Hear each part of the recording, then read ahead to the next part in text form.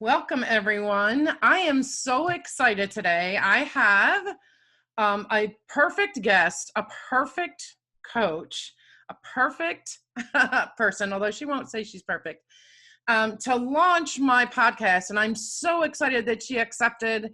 And I want to just say that I have CARA ALWILL on our show today. And she is going to be talking to us about all things coaching and everything else that she has going on as well. CARA is a master life coach and multiple best-selling author. So, hey, CARA, thank you so much for joining me today. Hi, Cheryl. I'm so excited to be here and congrats on the podcast. I know it's going to be incredible and everybody who's listening right now is in for a treat. Thank you so much. So let's get started. Tell me a little bit about yourself and what you do. Yeah, so like you said, I'm a coach and author. I live in New York City, born and raised here in New York. Always wanted to be a writer. That's really how my personal coaching journey started. Wanted to write a book. I started off with a blog to kind of build my platform and quickly noticed that the stories that I was writing about were really centered around personal development before I even knew what that was. I didn't even know what that term meant. We used to call it self-help, I guess, back in the day. So this is 12 years ago that I started this blog, and I started writing stories for women, writing about my life, my own journey, kind of giving tips on how to live your best life, sharing what I was going through.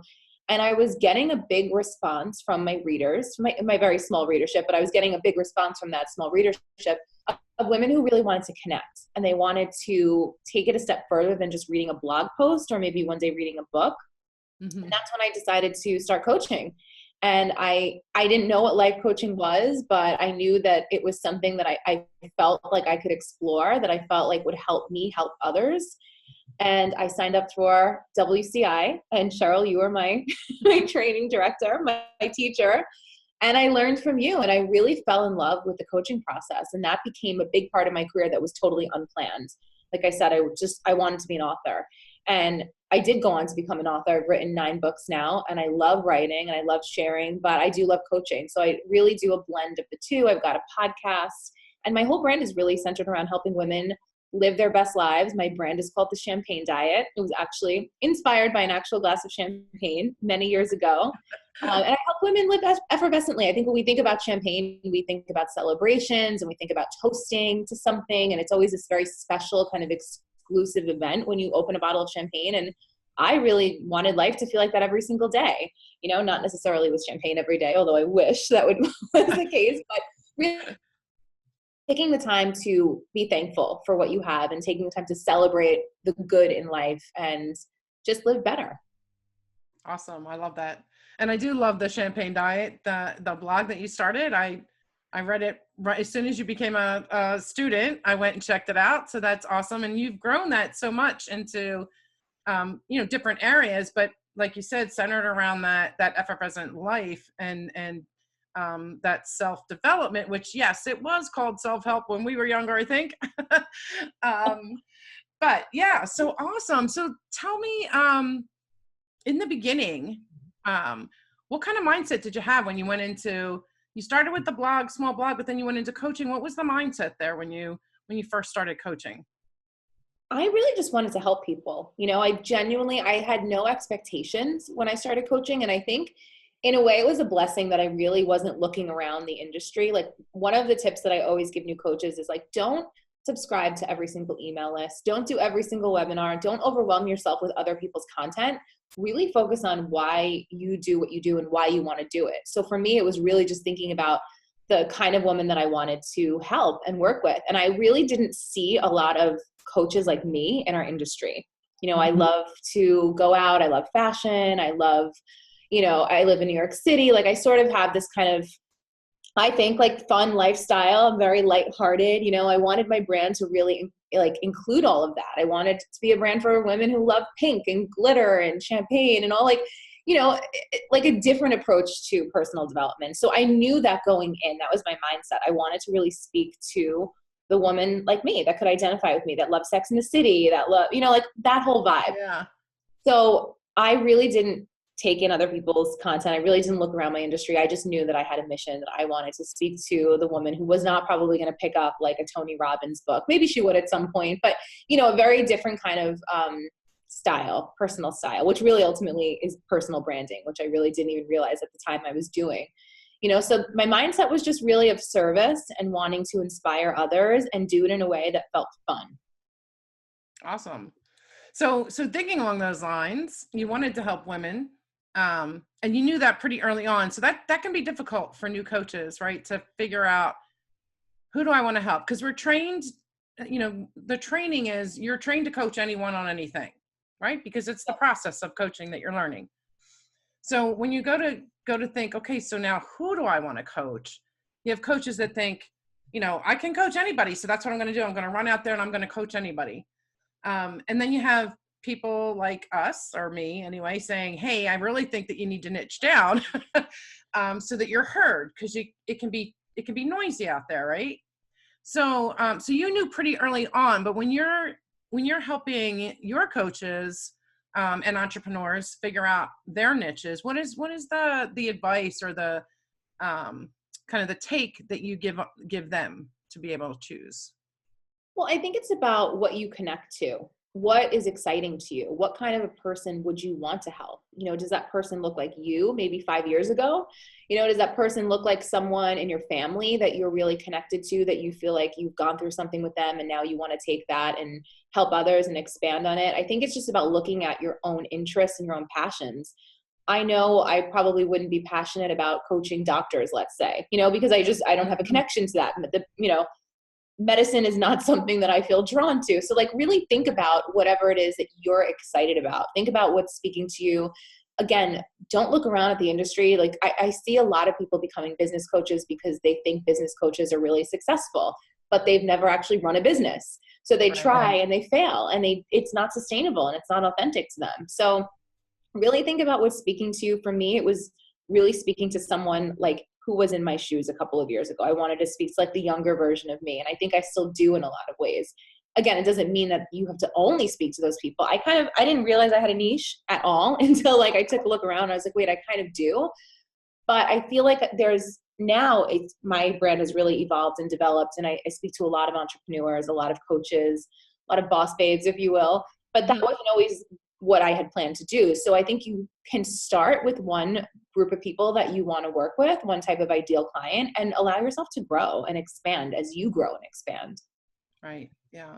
And so thinking that usually our ideal clients in the beginning anyway, are a previous version of ourselves, which you kind of just said. So for you, what was the previous version that you were targeting with your champagne diet to start with? So she was the girl who was maybe, wanting to get out of a relationship that wasn't good for her. She's the girl that maybe wanted to learn to love herself and her body a little bit more. The girl who knew deep down she was really unstoppable and fierce and wanted what she wanted out of life, but something was holding her back. There was something, she was still listening to the voice in her head that was telling her she wasn't enough. She had limiting beliefs that were holding her back. She wanted this big, fabulous life that was maybe other people didn't really understand. And she had to get the courage to move past that. She had to, get past those roadblocks. She had to learn to believe in herself and make it happen and really, be okay with standing out and maybe sort of going against the grain a little bit and sort of stepping out from the status quo. And just standing out and being you. Yeah. And being authentic to who she really is, and I think this goes for a lot of people, men and women.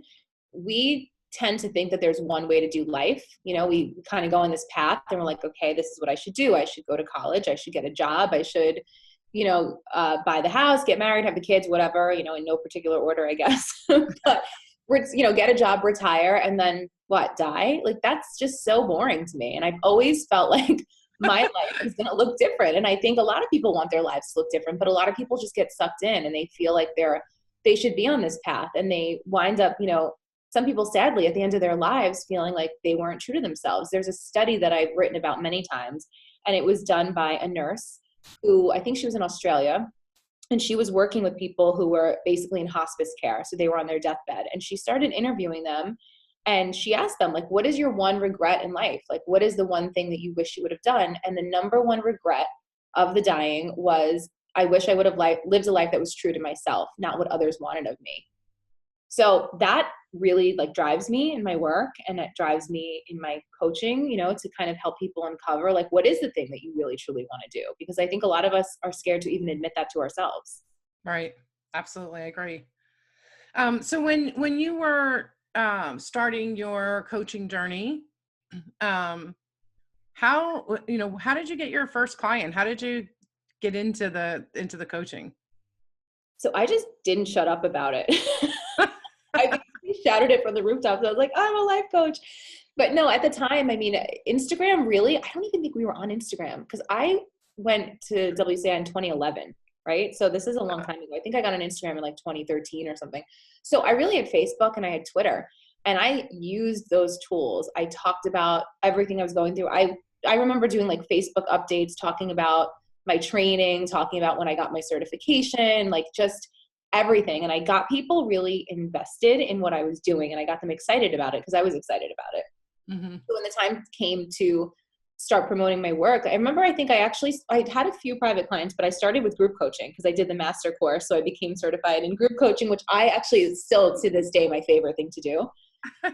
And I just got these groups together, and I think one of the things that was helpful for me was not overcharging in the beginning. And I don't want anyone to confuse this with me saying, don't charge what you're worth. I think we're all worth a lot. And I think the work we do is incredible, but I didn't want to make it so inaccessible to people. I wanted my coaching to be accessible. I wanted people to feel like they could afford it, and I could also get the practice.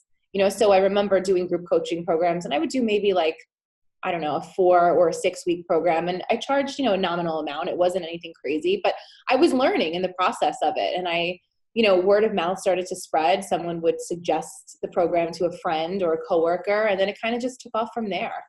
Yeah. I actually remember your first group program. I was in it. Yes, yes. um, I remember the price. I remember it was 4 weeks, and I think it was $149.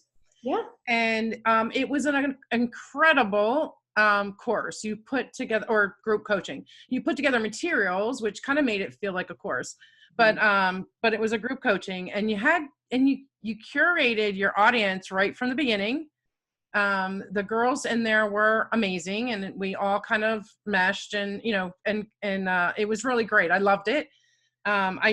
I try to do things as much as possible that I can with students or grads, and I just felt like that was going to be something exciting, and it definitely was, and it took off from there. So I can personally attest to that. Thank you. I love that you remember the price. I was actually trying to think of that. I'm like, what did I charge? And Yeah. again, this was like what? I mean, how many years ago at this point? I think it was after your master. Yeah. So yeah, 7 years ago. Yeah, and it's grown from there, but it's taken me a really long time to raise my prices and to get to this point. I've really spent a great deal of effort and time and work building my platform. So I think, again, like, not to tell anyone that they should not charge what they feel they're worth, but I think I do see that happening a lot. I think that's when a lot of new coaches get discouraged because they overcharge for something, and maybe they are not at the point where they can deliver that in the beginning. That's just what it is. You need the experience and the time. So get the experience. Don't be, afraid. If, don't feel like you have to be where someone else is at who's been doing this for 10 years. Right. And I think also that, just to speak to that a little bit more, is that you have to get a certain amount of people have to notice you, right? You have to get a certain amount of visibility in order to start charging that. Yep. So definitely looking at, coming in at the, I help my clients start at the beginning, right? Here's your base price. Mm-hmm. Do this for 2 or 3 clients, or 2 or 3 runs of your program, or whatever. Then let's, go to the next level. And you just kind of incrementally come up to where you feel like, your program should be priced. And I definitely agree with that. Just, I think the coaches that come out with higher prices in the beginning, they feel that failure right away, and that can set you back. And I just don't think that's good all the way around. Yeah, I agree. It's the way to build your confidence is to start small and to slowly build it. Nothing happens overnight. And I think like having patience is one of the most underrated skills that you can have as a new business owner. Absolutely. Absolutely. So thinking along those lines, when you first started, what did you have any limiting beliefs, and what were they? Yeah, I mean, I still do sometimes. I still have to work through it. I still always hope that I can deliver. I still always hope that people feel like it's worth it to them, like they're getting everything that they need out of it. But what I remind myself is that I'm skilled, I'm trained, I'm intuitive, I'm passionate, and people need to also show up for themselves in a coaching environment. So like your client needs to be coachable, and so it's not all on you. I think as long as you're doing your best and you're pushing through those blocks and showing up anyway and giving it your all, there's a certain amount of faith that you just kind of have to have in the whole process. And not every single experience is going to be perfect. Like, I think that's something to understand too. Like, you just get better with time. So in the beginning, if you fumble a little bit, or if something, maybe doesn't go the way that you envisioned it to go, like, it's okay. It's not the end all be all. Just keep going. And that's what I would always remind myself of. Like, just keep going. You love this. You can't imagine not doing it. So just keep showing up and giving it your all. Yeah, that's awesome. And so when you think about just showing up, just to keep showing up, what's a tool or a trick that you used in the beginning to make sure that you kept showing up? Oh, wait a minute. Sorry. You got muted there somehow. I muted myself, and hopefully she can edit this out. There's just like a really loud siren in the background. So I was trying to mute it. So Oh, sorry. Yeah, she can edit it out. yeah. Okay. So you said, what was one tool that I used? Yeah. So what was one tool that you used to really overcome? No, that wasn't the question. Sorry. Let's stop real quick. Oh, well, I don't remember what the question was. So it was one tool to,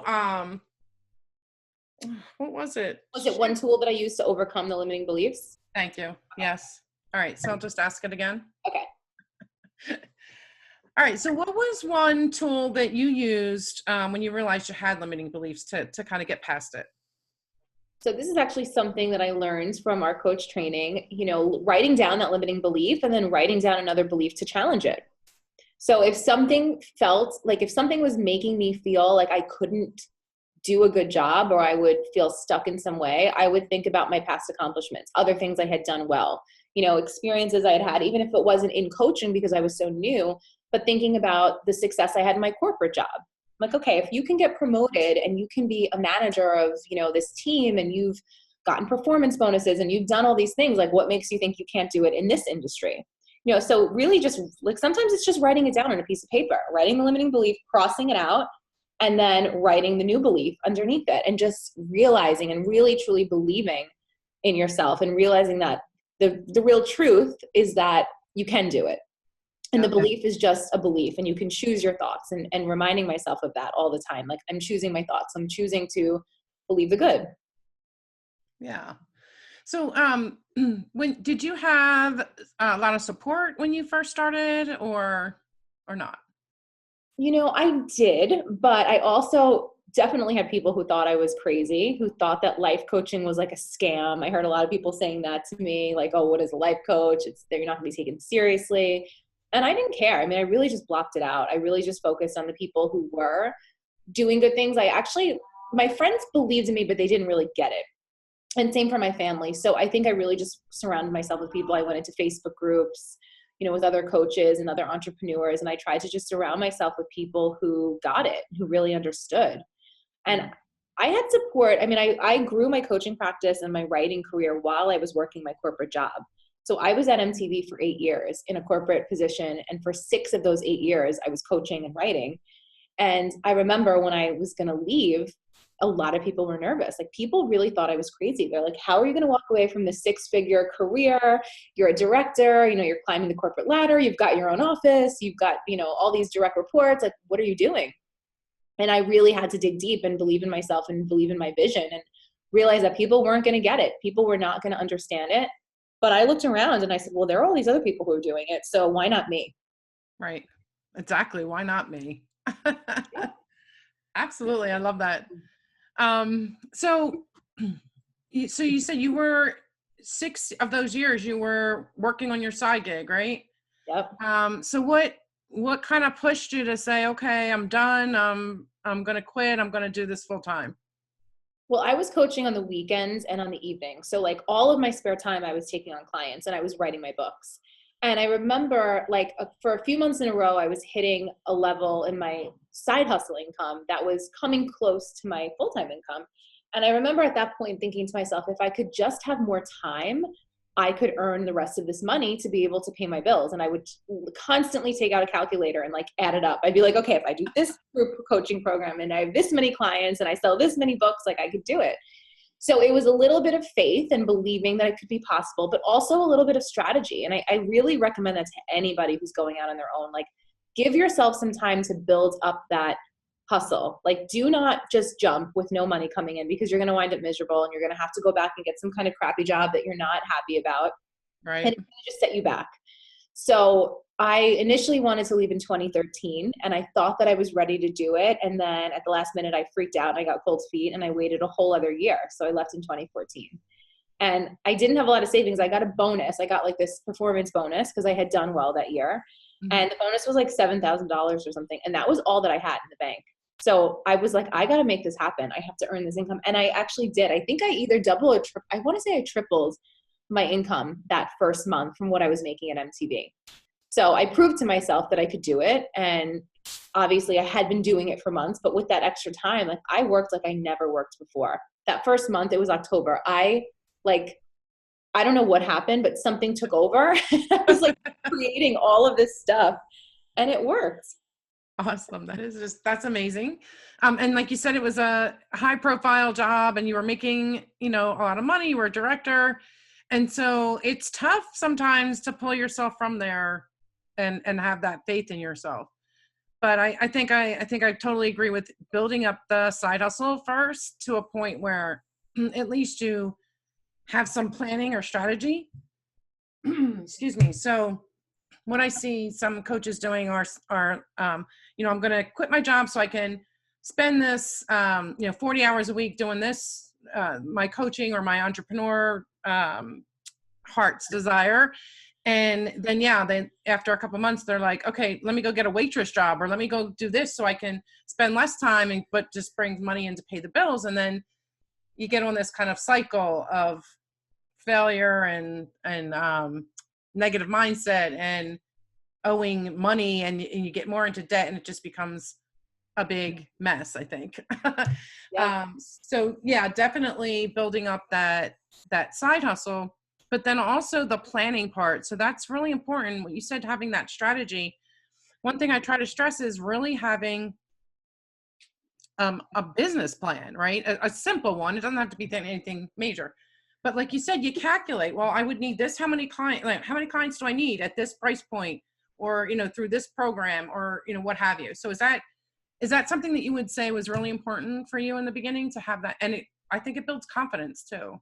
It does. And I mean, I still do that, and now it's a little bit more natural because I'm in a flow, but you have to plan, you have to know where it's going to come from. You can't just wing it. You can't just hope that you get clients. You have to know how you're going to promote. You have to know like what's going to happen, what that's going to look like, how many people you'll need to work with. So it's especially in the beginning. And I think you need to have multiple streams of income. So I had my group coaching, I had my books, I had a few private clients at that point, and then I was selling like a digital workbook for I think $49. It was called Glitter, Guts, and Glam. Do you remember that? I do.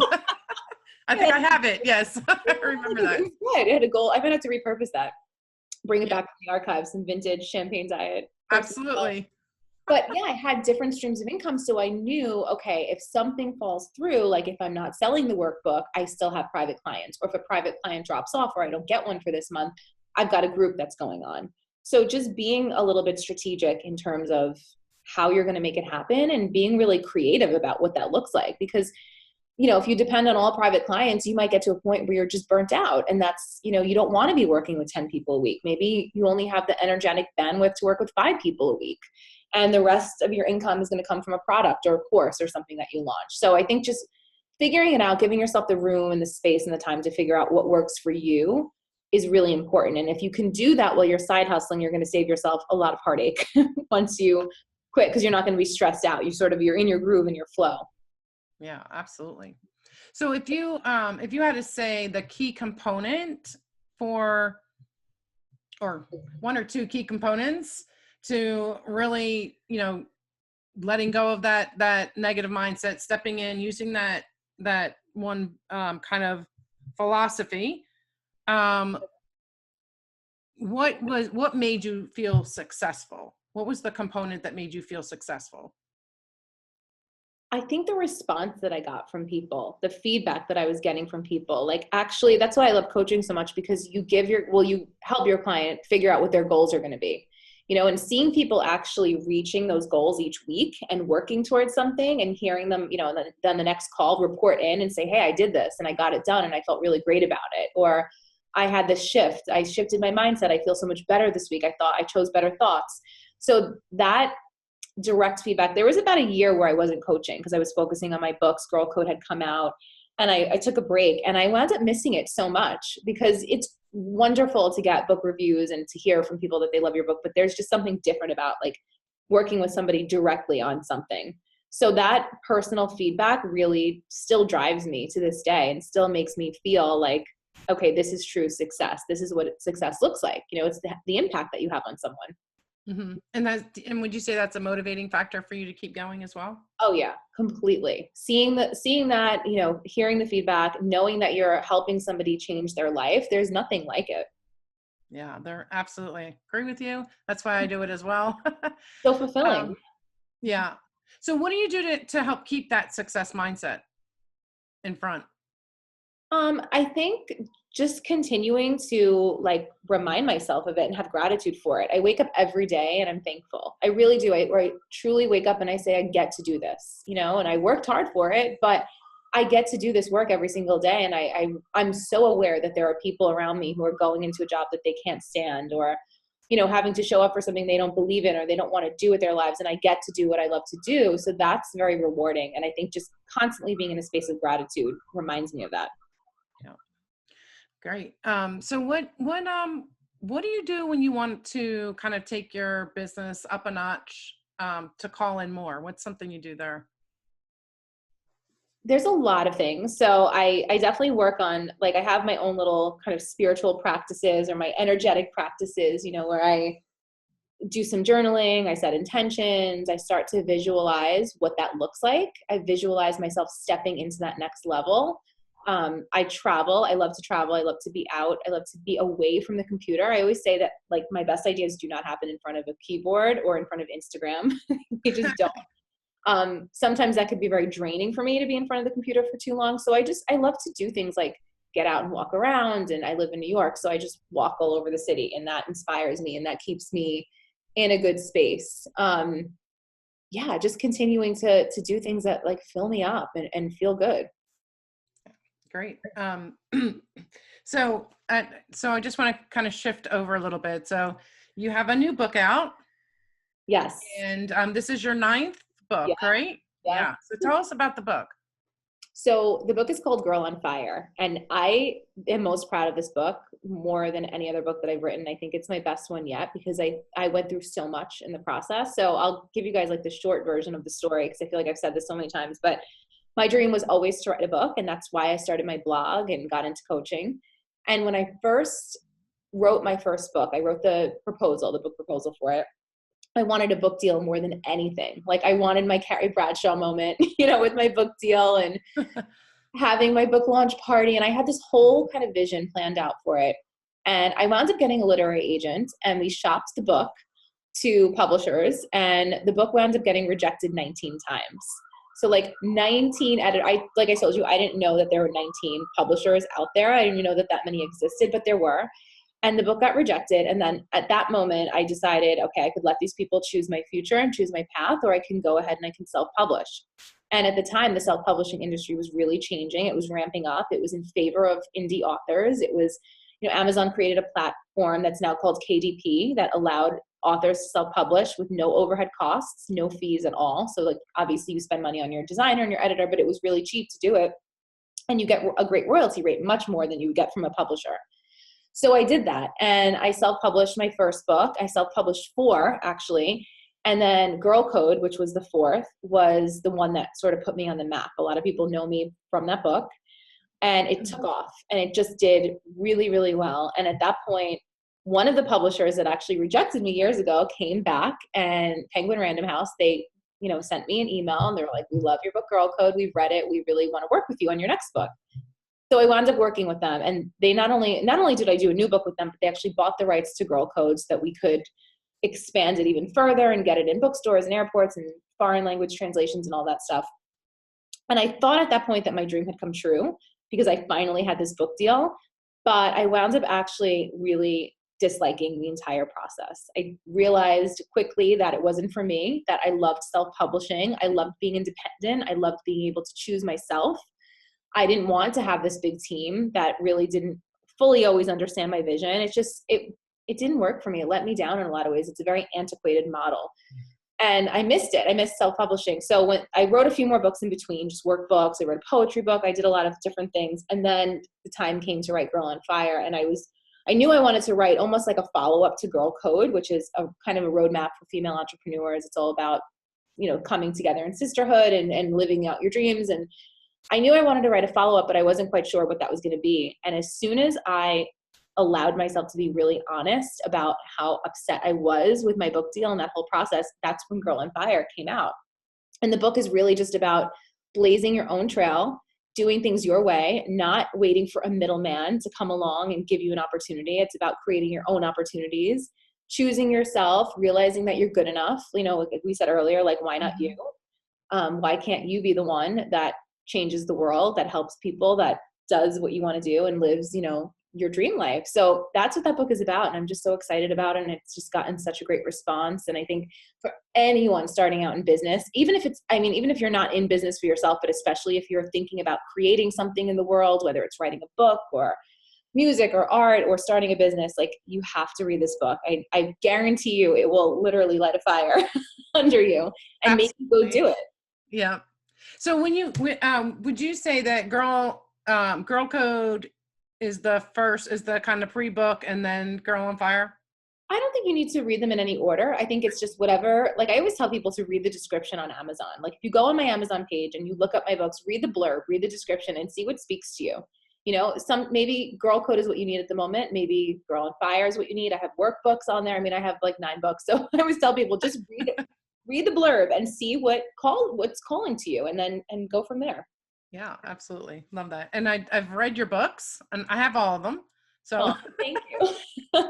I loved Girl Code. I loved Like She Owns the Place. And I am not finished Girl on Fire, but I have started it. So hopefully I'm going to finish that up on my trip to India. Yes. Oh, that's amazing, by the way. Congratulations. That's so exciting. Oh, thank you. I'm excited for it. All right. So great. So we have lots of tips from you and seen kind of a little bit into your mindset and what's gotten you where you are now. But if you had to pick kind of one best piece of advice or strategy for a coach that's trying to build their business, either in the beginning or maybe to scale up, where they're kind of feeling stuck, what would you say to that? So I'll say it again. I said this earlier, but I just want to reiterate it. Like, stop looking around in your industry. Stop comparing yourself to other people. Stop thinking that you need to do it the way that it's been done before. I think when you free yourself of that need to constantly compare and to constantly compete, even if you don't realize you're competing, you allow yourself to be authentically you, and you allow yourself to really stand out and create the thing that the world needs. We don't need another, cookie cutter copycat. We don't need another Tony Robbins. We don't need another Oprah. We don't need another, whoever. Like we need you. So if you're diluting yourself with other people's content and you're constantly consuming that, you're going to start repeating that content. You're going to not even realize, like, I've seen this happen so many times with new coaches. They follow someone and then all of a sudden all their copy looks like that person's copy. And I don't even think it's on purpose. I think that they're so influenced by them. And I think it's a good thing that they're influenced, but there's a fine line, right? Yeah. Allow yourself to be inspired, but not imitate someone, right? There's like a very, very fine line. So I think that's my best advice. Just, surround yourself with other entrepreneurs. I think it's important to be around other people, but a lot of my best friends are like jewelry designers or, fashion stylists or real estate agents. Like I have coach friends obviously, but I really don't consume their content, and I love them, but I'll tell them you're muted on Instagram because I can't read your stuff all day long because I'm writing my own stuff. So there's nothing wrong with that. Like, take a step back and allow yourself the time to figure out what you do differently and what you want to put out into this world. Absolutely. I agree with that. I think a lot of coaches do that. They follow, and I follow coaches as well. And I follow you, I follow some other coaches. And I also follow people where I want to be. Like, so you always up level. So if you want to be somewhere, then you kind of have to look at the people that are in that space. Right. But yeah, but not too much, because I can't, I'm not that type of person that can spend hours listening to, you know, podcasts or whatever that's telling me things to do, because then you wind up doing things that maybe aren't for you. So I Exactly. definitely understand that. So one other kind of question I have for you around the coaching business part of it is, when you're feeling like you're not making any headway, like you're stuck, you're not making any headway, um, what's something that helps you to push forward, to make that leap and get unstuck? I think giving myself permission to maybe like pursue something different. So if I'm trying one thing and I'm trying to push something, like I'll give you an example. One of my workbooks, Style Your Mind, I have two. So Style Your Mind is the name of my podcast. I have a workbook called Style Your Mind, which does very well. And then I have one called Style Your Mind for Success. And that one does well, but for whatever reason, it just doesn't sell as many copies as the others. And I have no idea why. I get great feedback from it, as great reviews. It's just for whatever reason. And I remember for a while, I was really pushing this workbook like so hard. I was talking about it every single day. I'm like, this just has to catch up. Like, what's going on? I believe in that workbook so much. It's like, I actually had a course with that content that did really, really well. And for whatever reason, I don't know, maybe it's the cover, maybe it's just like I really pushed this thing. And finally I had to just like let go of it. I was like, it's okay. It doesn't have to sell hundreds of copies a month. It's fine. Like, it will get into the right hands. Now I'm going to shift gears and I'm going to focus on something else. And that's when I actually started my academy. So I was like, okay, I'm going to shift a little bit. Maybe people want something different from me. Maybe I should give myself permission to do something different. So don't be so stuck on one idea of success. Don't be stuck on one product or one program that you have. If that's not working for some reason, like, it's okay to move on and try something new. Absolutely. I love that. So giving yourself permission to, I mean, not give up on something, but after you've tried and you've done what you can, and then it's time to move on, then give yourself permission to let it go. Yeah, pivot. It's okay to pivot in your business. It's necessary. Otherwise you don't evolve. Awesome. So you mentioned your new academy. Please tell us about that. Yeah. So I started my podcast 3 years ago, Style Your Mind. And podcast has over 6 million unique downloads now. It has a lot of listeners. And for the longest time, I was like, how can I take this a step further? Like, all these people are tuning in each week. These people are excited about the content. I want to give more. And I love my coaching, my group coaching programs. I love my private clients, but I realized that the price point is out of reach for a lot of people. So I started to think about, okay, who is the woman or man, right? It's open to everybody. Who is the person who needs ongoing support, but maybe doesn't have the budget or even the time or the capacity for a coach, right? They want a coach, but maybe not a private coach, or maybe not something that's so intense.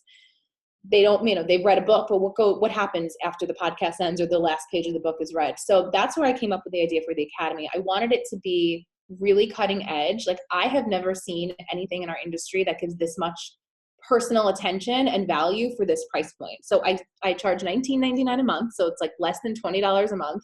And we do 2 live calls. So it's one call with me that I host, one call with a guest expert, which, Cheryl, you're going to be one of them. Surprise. I'm going to I love it. You're definitely coming on. Thank you. And then I create so each month has a theme.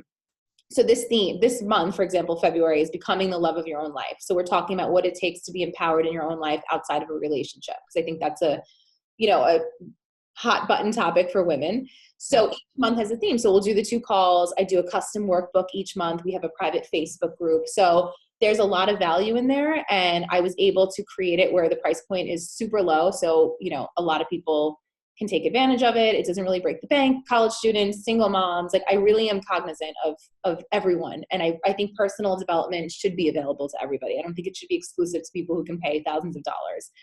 So that's the concept behind there. We have 450 women in the academy today. My goal is to just continue to grow it every single month. And I actually created this thing called the Bring Your Bestie bonus.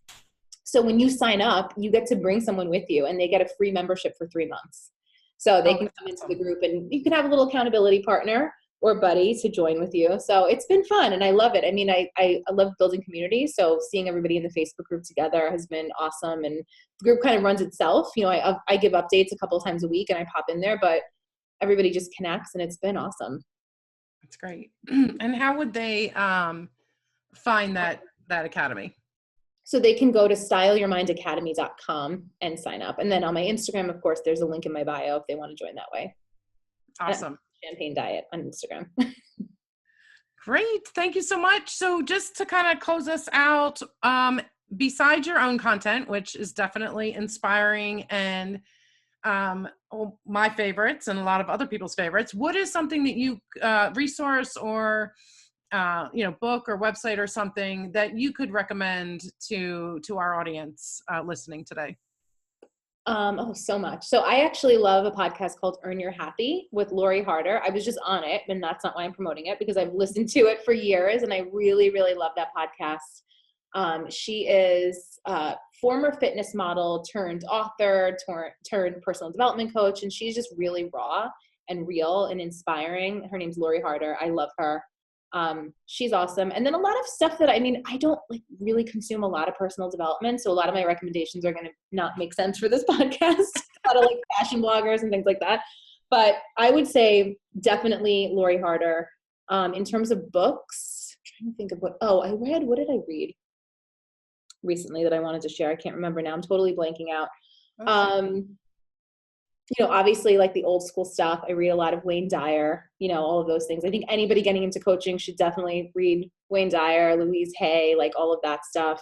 Yeah. James Altucher is another author that I've been getting into. He actually has a book called Choose Yourself, which was very inspirational for me to read while I was writing Girl on Fire, because it's similar, but he obviously writes from a very different viewpoint. So I would check out his stuff too. And Seth Godin, obviously, I love. Everybody needs to subscribe to Seth Godin's newsletter. He wrote a blog post called Pick Yourself. Pick Yourself. You can see the theme here. Choose yourself, pick yourself. This all inspires me so much. So if you do read Girl on Fire and it resonates with you, I would definitely check him out as well. Subscribe to him. He sends emails out every single morning. They're super short. They're like 2 paragraphs, but they're very impactful. So, yeah. And I did like that you said like you follow fashion bloggers and stuff like that, but that's what gives you inspiration, right? That's what kind of keeps you motivated. It really does. Like if I love Skinny Confidential. Yeah. She's become a friend of mine, Lauren Everett. It's more of a lifestyle blog, I would say. She does everything. She covers like beauty and wellness and all that stuff. She's great. I love her stuff. And again, she's an entrepreneur, so I can relate to her, but we're not in the same lane. We're each doing our own thing. So I find that to be really inspiring. All right, great. So besides looking at where you guys want to be, we also got to feed ourselves, feed our own soul, feed our own mind, and our own inspiration. So I love that. Yes. So thank you so much, Cara, for joining us today. I had a great time. It was lovely talking to you. And I love that everything that you have going on. I'm actually in your academy as well, and I think it's an awesome program. And if you want to reach Cara, you can reach her on Instagram at the Champagne Diet. Is that correct? Yep. And then Facebook, you have a group that matches your academy that everybody could join once they join the academy as well, right? Yeah, when you sign up for the academy, we just send you an email and you can access the group. All right, awesome. So thank you so much. And thank you guys for listening to us. And I hope to see you in the next episode. Thank you.